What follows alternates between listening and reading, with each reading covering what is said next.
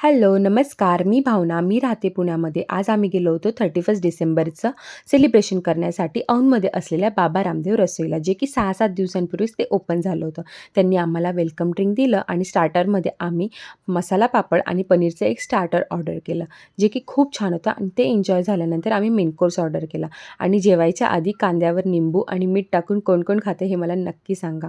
जेवणामध्ये आम्ही अगदी सिंपल मेन कोर्स ऑर्डर केलेला. शेवभाजी, पनीरची भाजी आणि रोटी आणि प्लस राईस ते सगळं एन्जॉय केल्यानंतर आम्ही निघायचं ठरवलं. त्यानंतर तिथे बिलही खूपच व्यवस्थित आलेलं.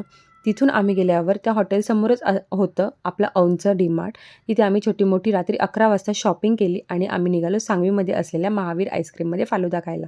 तो एन्जॉय केल्यानंतर आम्ही पिंपळी गुरवच्या बस स्टँडजवळ मस्तच बसलो जरा आणि तिथे न्यू इयरची वाट बघितली. 12 वाजले आणि आम्ही सगळ्यांना न्यू इयर विश केलं आणि आम्ही घरी परतलो. सगळ्यांना हॅपी न्यू इयर.